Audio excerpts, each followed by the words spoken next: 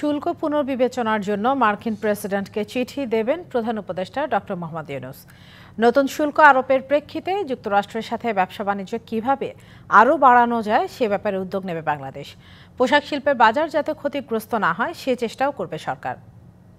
অর্থ উপদেষ্টা ডক্টর সালেউদ্দিন আহমেদের সভাপতিত্বে বৈঠকে বাণিজ্য ও জ্বালানি সহ বেশ কয়েকটি মন্ত্রণালয়ের উপদেষ্টা, বিডার নির্বাহী চেয়ারম্যান, প্রধান উপদেষ্টার হাই রিপ্রেজেন্টেটিভ, এনবিআর চেয়ারম্যান সহ অর্থনীতিবিদ ও ব্যবসায়ী প্রতিনিধিরা উপস্থিত ছিলেন।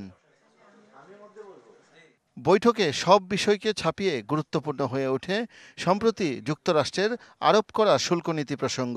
বৈঠক শেষে গণমাধ্যমের সাথে কথা বলেন তারা।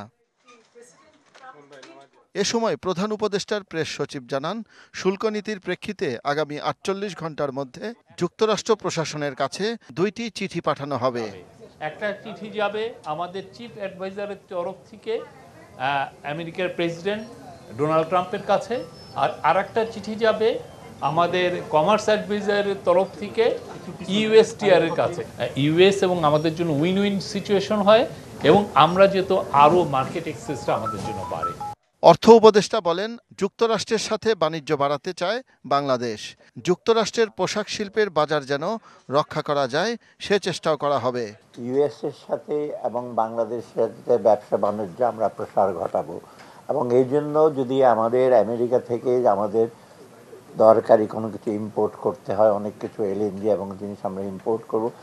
এদিকে কিছু সুনির্দিষ্ট প্রস্তাবনা তৈরি করা হয়েছে, সেই অনুযায়ী অগ্রসর হওয়ার কথা জানান বাণিজ্য উপদেষ্টা।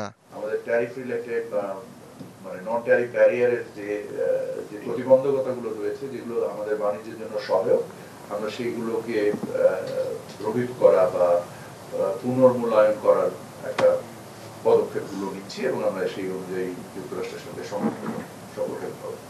যমুনা ইলেকট্রনিক্স ঈদে ডাবল খুশি অফার সিজন 3, যে কোনো পণ্য কিনলেই পাচ্ছেন নিশ্চিত ঈদ উপহার। আর খলিলুর রহমান বলেন, 2-1 দিনের মধ্যেই আমরা চূড়ান্ত করতে পারবো মার্কিন প্রশাসনের সাথে আমরা কি ধরনের নেগোসিয়েশনে যাব। ইউএস ট্রেড রিপ্রেজেন্টেটিভ অফিসে অ্যাসিস্ট্যান্ট রিপ্রেজেন্টেটিভের সঙ্গে কথা বলেছেন, সেখান থেকে আমরা যা সংকেত পাচ্ছি আগামী 1-2 দিনের ভিতরে আমাদের পজিশনগুলো আমরা ফাইনালাইজ করে ফেলতে পারবো। ব্যবসায়ী প্রতিনিধি নাসিম মঞ্জুর বলেন, সময় উপযোগী পরিকল্পনা নিতে না পারলে আমরা পিছিয়ে যাব।